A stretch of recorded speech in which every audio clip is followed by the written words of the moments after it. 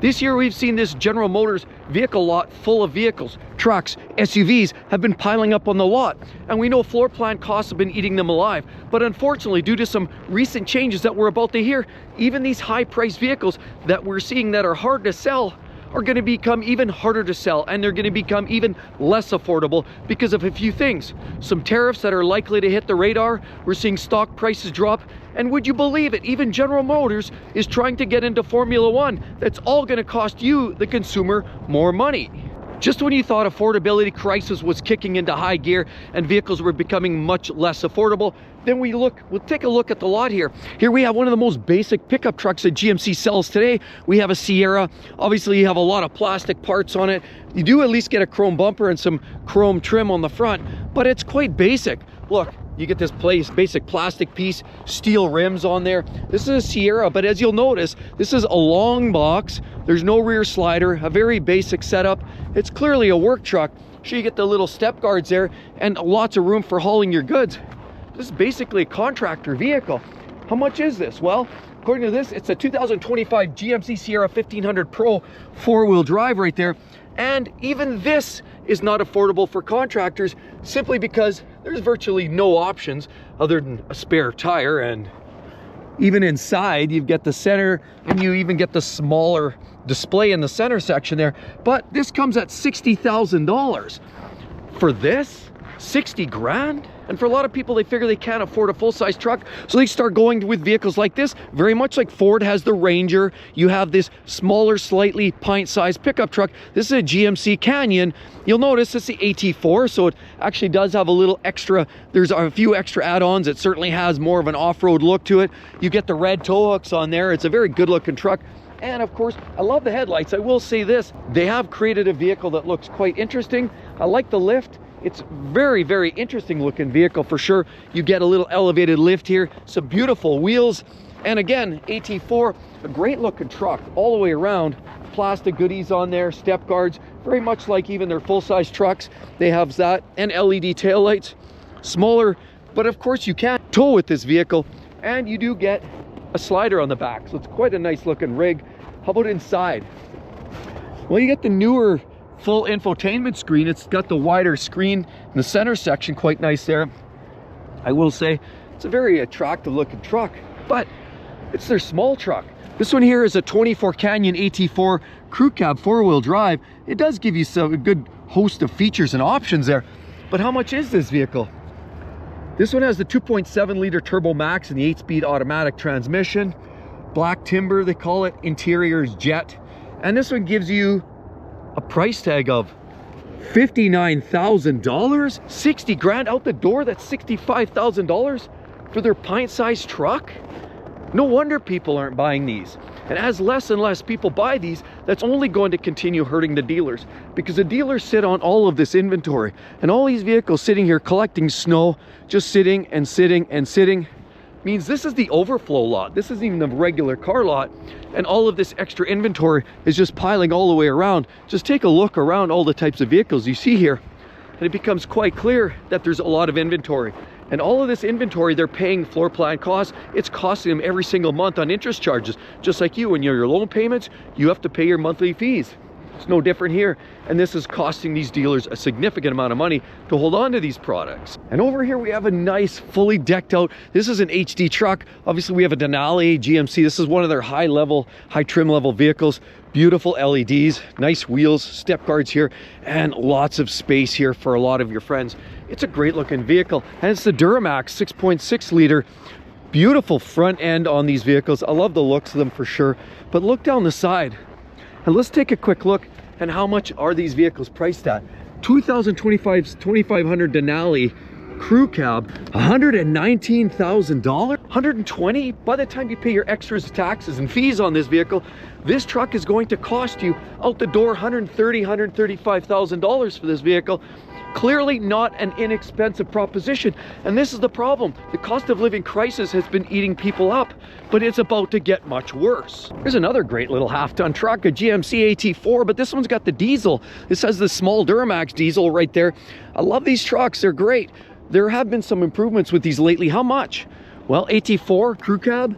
Yep, there we go. $91,000. Is this going to get any easier for customers going forward? So the latest word is in 2026, GM plans to fund a racing team, a Formula One racing team. They even plan to have Mario Andretti allegedly become part of the leadership program.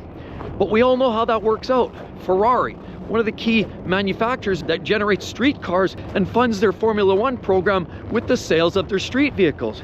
We know the idea of win on Sunday, sell on Monday, and that's generally how the process works. But Ferrari knows exactly what it takes to sell cars and as well as to go racing. And you need to sell a lot of cars at a high profit margin to actually go racing in Formula One, as it can cost you millions of dollars each and every year to get those vehicles on the racetrack and to become continuously successful. With that said, Cadillac is likely to be the manufacturer to be putting vehicles, staging them in the Formula One race for 2026. And so the simple question is, ask yourself, how do they plan to do that? With the price of the sales of a lot of these vehicles. Those don't come cheap, and you have to sell more and more and more of these vehicles to come up with the expendable cash to be able to spend on your Formula One efforts. So when you're going out there buying your new Denali, you've got to think, okay, if that truck's $110,000, how much of that $110,000 is going into the new Formula One program? Well, truth be told, a lot of it. And likely, if they're $110,000 today, and if they're trying to push into this Formula One space, you've got to believe that a lot of these prices are going to continually rising year over year, just to add the cash available and the cash flow needed to fund a Formula One race team. And while we've seen the average transaction price of GM vehicles go up in the last 5 years by at least 35–40%, things are only about to get a lot worse when prices we see today going for $55,000, $57,000, $125,000, and even this full-size Denali HD Dually Ultimate, lots of packaging, beautiful vehicle, has all of the technology you could possibly muster up, and this is one of their premium price point vehicles. It has a lot of great touches, a lot of great details. That split rear deck here, you get the cameras, you get step guards, painted everything, LED taillights, tow. Of course, you can tow a lot of weight with this thing, rear sliders, sunroof, you get heated, cooled seats, and all of the amenities. But how much does this rig cost? Well, let's take a quick look. Yeah, it's the Denali Ultimate, $135,000. If you think 135 grand out the door at $155,000 is chump change, well, wait, you've seen nothing yet. Have you heard the latest and greatest that GM is about to be one of those majorly impacted? Allegedly, the incoming president has threatened Canada and Mexico with some extreme tariffs. 25% add-on added to the importation from anything coming from Canada or Mexico. And where do you think a lot of these vehicles are manufactured? I mean, just look around. You've got trucks and SUVs all the way down the road here, and lots of this lot is filled up with vehicles that are manufactured in Canada, in Ontario, in Mexico, and scattered throughout. So when you're importing these vehicles and you're applying this tariff to vehicles that are manufactured in these other countries like Canada and Mexico, there's a high probability that cost is going to be transferred directly to you, the customer, who's buying one of these new vehicles. So if you think these vehicles at 130 grand, 120 grand, $80,000, $70,000 was a lot of money, think about what another 25–30% smacked right on top is going to cost you. Well, now there's a lot of discussion. This might be just some idle threats or a way to negotiate some tactics to get Canada and Mexico to get on board with some of their closing of the borders. The fact remains is it's a very high probability, and this would be a direct add-on to the cost of living. So it would not be surprising to me in the next 1 to 2, possibly 3 years, that we've seen an escalation of prices of these brand new vehicles as much as 25 or 30% if this new tariff gets applied. The worst part is it doesn't begin and end with these vehicles. If everything else goes up too, remember, a lot of the agricultural foods products are coming as well from Canada, or more importantly from Mexico. A big part of the products that we eat across the US and Canada are coming from Mexico. So if you're adding that extra tariff, that 25% could easily translate to 50–60% on the cost of food. And that directly translates your buying power. Spending more on food and housing, you're probably spending less on your car. So I'm getting comments every single day from viewers that are finding this cost of living crisis absolutely overwhelming. And well, I actually received a comment from a gentleman by the name of Matt here recently, who said he's been working for years trying to get himself into a new vehicle. But instead of just going and getting involved into an 84-month loan payment, or getting too deep into debt, he was trying to put money every single month, save, and of course putting it in a savings account, constantly putting money every single month. Instead of having monthly loan payments, he was trying to actually put money in the bank and then walk into the dealership and pay close to cash. But Matt said apparently after years of doing this, working for 5 years to try to continuously save and putting the equivalent of a full monthly payment, he finally ran out of steam and just can't not keep up with the increased cost changes of a lot of these new vehicles, which are getting grossly out of control. So Matt was trying, he's really damned his back in 2019 to start saving. And this process has been going on, and all he's been doing is watching. He was close to making the purchase back in 2019, but the decision pushed him to constantly save. Unfortunately, this has created a situation where his savings were grossly outrun by the cost increases. Yes, we're seeing 30, 40, 50% increases, and in some manufacturers like Stellantis, we've seen as much as 60% cost increases across the board. Just look at Jeep. Now they've gone too far and they're trying to sell vehicles by only incentivizing them because nobody's buying them.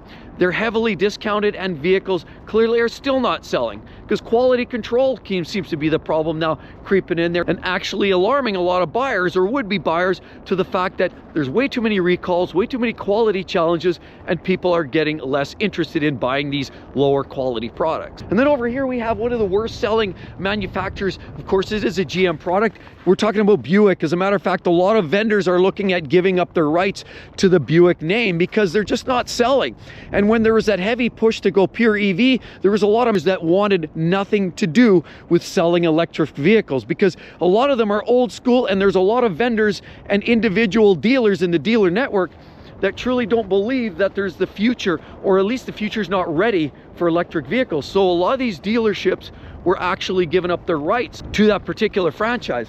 But I mean, even with the pricing of these vehicles, you can always get yourself a Chevy product that's more or less the same product, minus of course the badging. And that's part of the big problem here. A lot of these manufacturers just aren't getting it. It's the same old, same old. And what we have here is an Avenir, and this is an Envision. Obviously Buick, they've got their revised little decals there, or logos. They have all this fake tailpipes like Audi's doing. They're taking one right out of the Audi playbook. Of course, they get some nice alloy wheels and two-tone strips on the handles, but generally speaking, it's nothing more than a Chevy.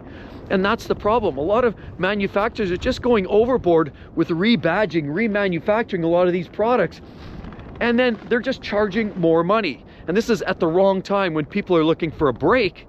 They don't need the premium models. Some people are actually making a shift to go from these types of vehicles that would be the premium version down to the regular standard version from Chevy, possibly, just because of the pricing. Less people are interested in the bigger SUVs. More people are now interested in the smaller SUVs and smaller subcompact vehicles. But how much is this? Well, let's take a look. Well, the Envision Avenir all-wheel drive, you'll notice right there, pile of options. Of course, you do get a nice interior. It looks like it's heated and cooled seats. It gets you a big sunroof on top. Nice little leather wrapped steering wheel in there, and that new revised full screen that goes from almost end to end right there. But here's the price, $53,000. And yet another example, after taxes and all your extras, you're at $60,000. You just can't get a break. So another classic example, at $60,000 out of a 5-year time frame, you're still looking at least $1,000, $1,200 a month payments. And is it any wonder why repossessions are on the climb right now? We're looking at 7-8% repossessions on current car loans. That's the average for people that are subprime, and even prime lenders or prime borrowers are looking at in that 3 to 4% repossession rate because people are getting so deep in debt. So just when everybody thought that, you know what, we're going to get a break, things have to start going down, and while there have been a lot of incentives, the base sticker price of a lot of these vehicles continue to climb, and it doesn't look like it's going to get any better anytime soon with new tariffs, Formula One efforts, and of course there's just the natural increases means that it looks like a lot of people are in for the long haul. Save your pennies, save your dollars, because these vehicles are about to get significantly more expensive.